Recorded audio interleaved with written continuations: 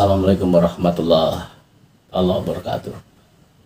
Ya, jumpa lagi bersama ya, ini menyikapi nih berita atau postingan nih dari @umatrasulullah.aswaja nih, ada sedikit video nih. Nggak tahu lah ini tentang kelakuan atau perilaku anak zaman sekarang nih. Kita lihat sebentar lah beritanya nih.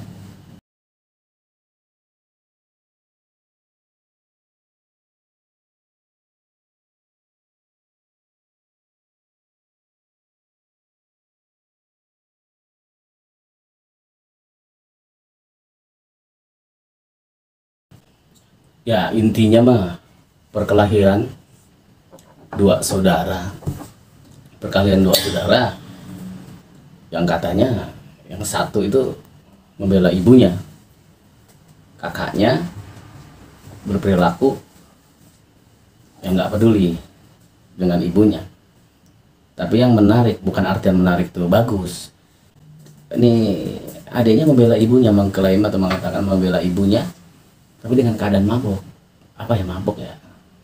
Ya istilahnya nggak sadarkan diri karena alkohol atau apalah. Dia membela ibunya, katanya lantaran sakit hati. Kakaknya tuh nggak peduli sama ibunya, katanya membela pasangannya, pacarnya lah. Membela pacarnya, mungkin udah meluap-luap, ada ribut jadi kantor polisi tadi kalau kita lihat videonya.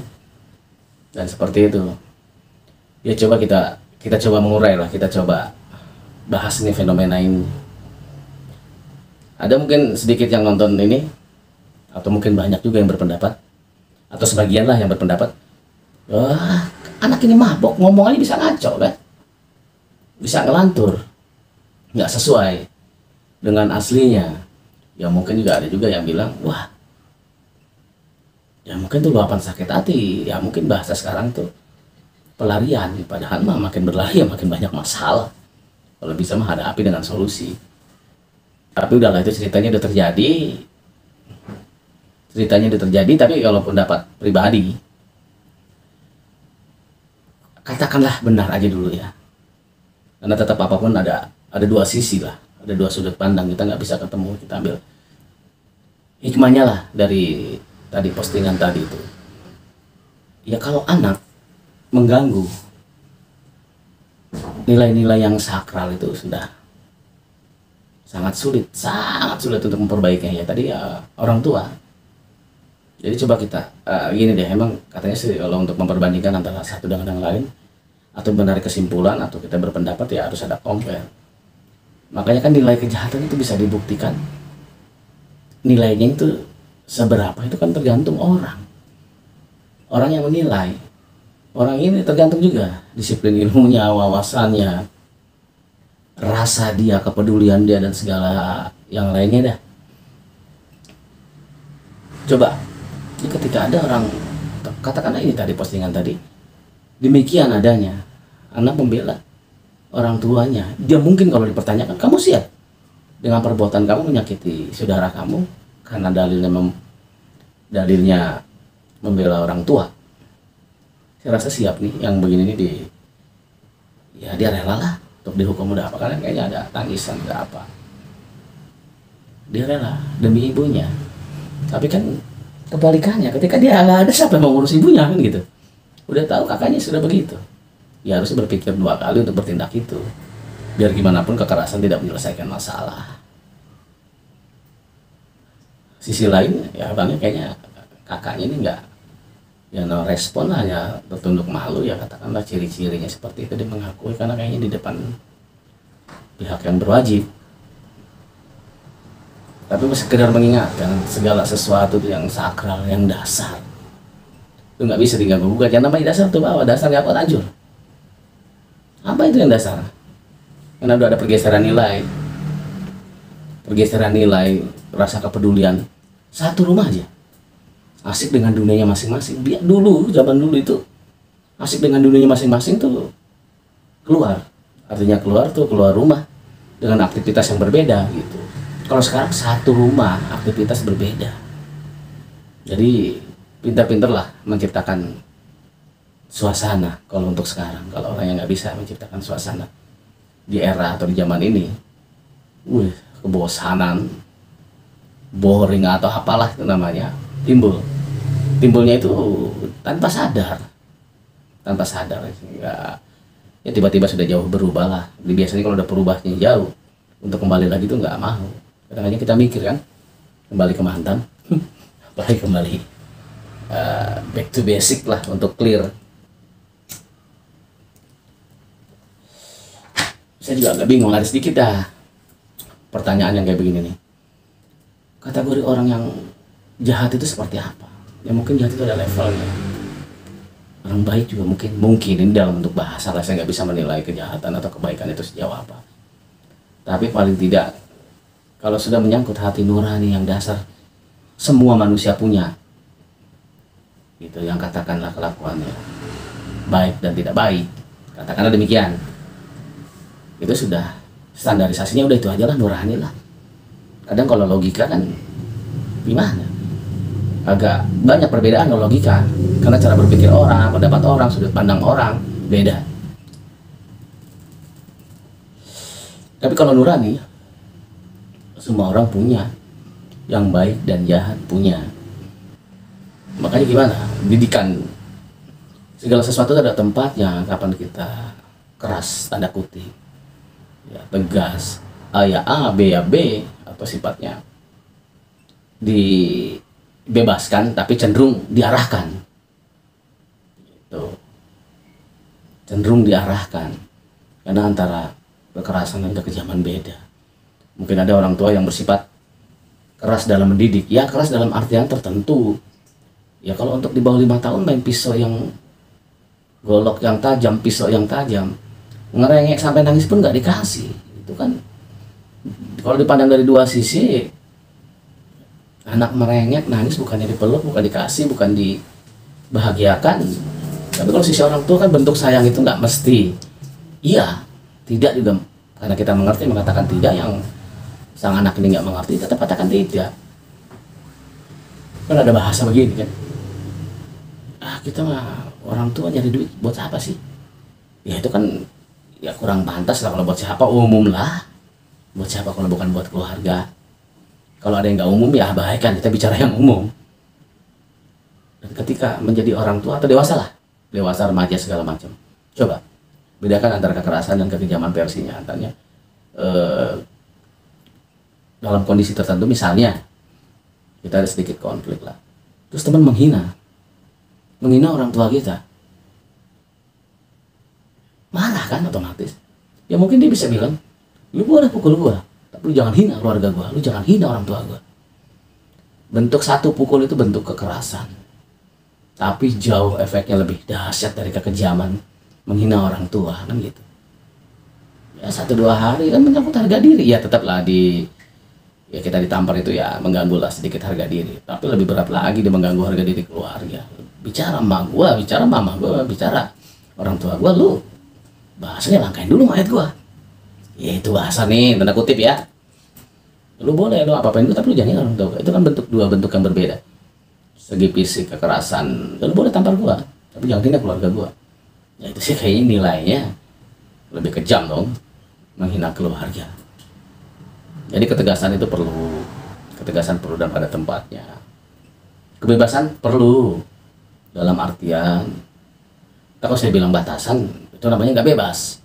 Ya tahu diri lah gitu. Tapi repotnya kalau soal kebebasan itu, yang namanya nggak, penyesalan belakangan itu tanpa sadar. Kita sudah jauh melangkah, untuk balik lagi biasanya tanggung nyebur sekalian.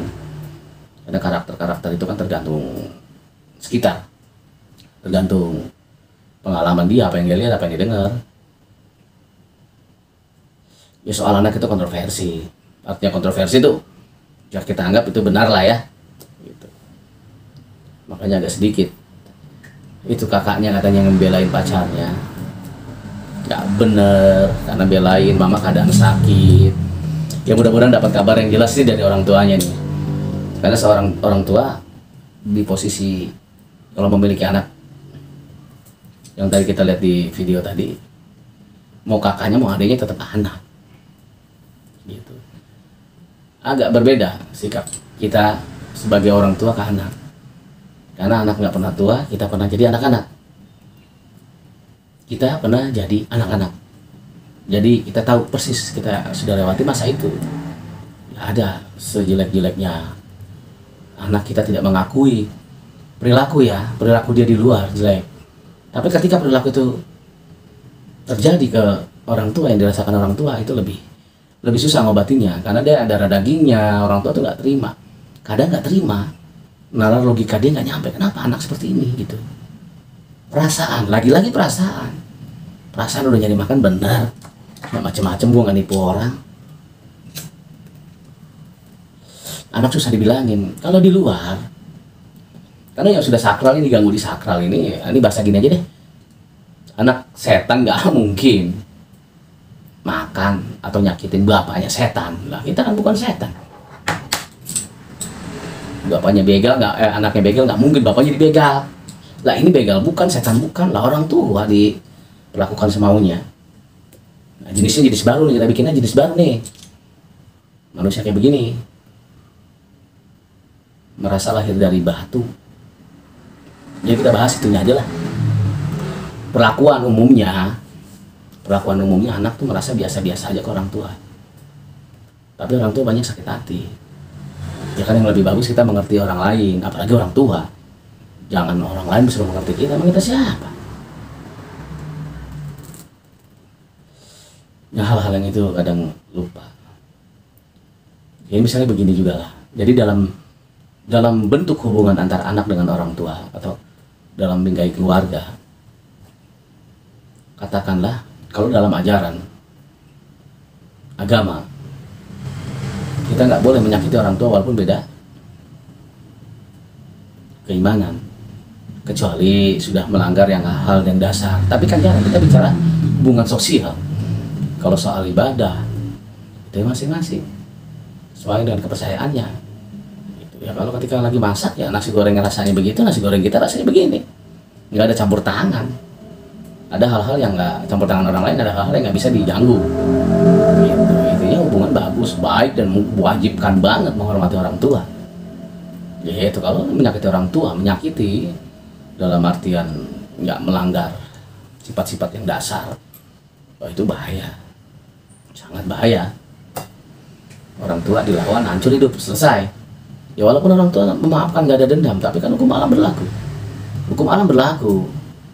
Yang keluar berbahaya deh. Jangan coba-coba. Jangan coba-coba hal yang dasar tuh, yang sakral itu diganggu.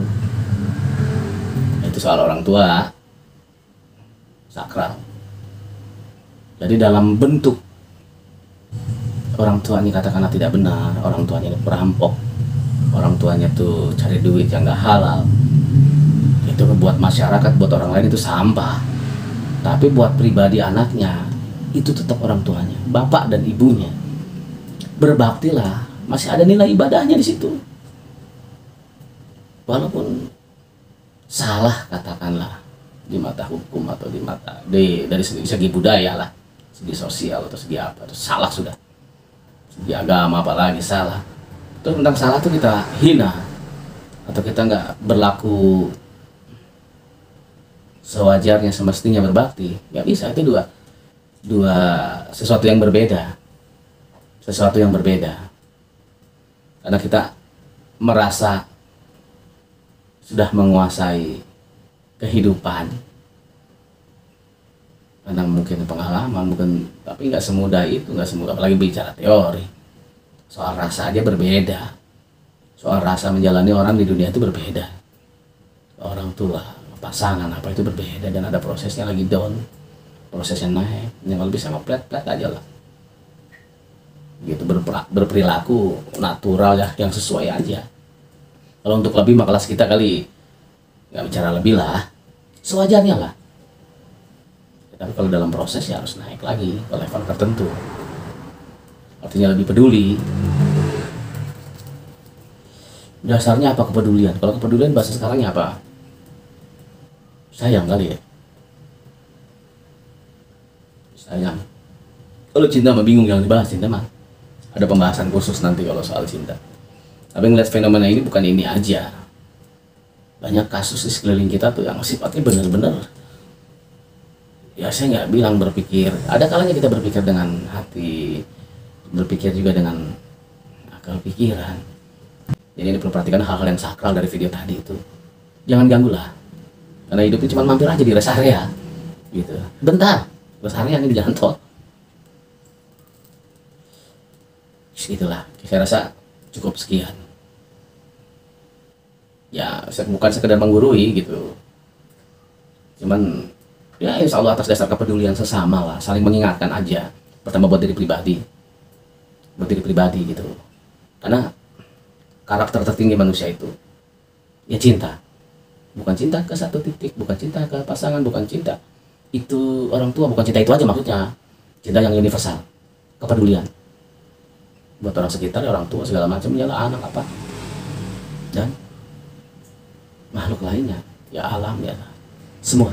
Jadi tebarkan cinta, tebarkan kebaikan, karena akan kembali orang yang sudah menjalankan karakter ini lebih ringan ya, menjalankan sesuatu itu lebih ringan tanpa beban. Jadi bukannya ya layakkah seseorang kita cintai, ya itu bolehlah, tapi jadilah, ya bukan jadilah, bagaimana mencintai yang baik gitu. Jadi kembalikan ke diri dulu, jangan cinta yang bersyarat. Oke, atas nama cinta, atas dasar cinta, semoga channel ini terbangun, semoga yang nonton juga selamat sekarang dan nanti. Semua juga yang ada masalah, semoga juga yang ada masalah selesai dengan cara yang baik. Segala sesuatunya berproses dengan yang baik, menuju kebaikan yang lebih tinggi lagi. Oke, segitu aja tanggapan tentang video itu. Assalamualaikum warahmatullahi wabarakatuh. Waduh, kacau nih. Koreografernya sleeping nih.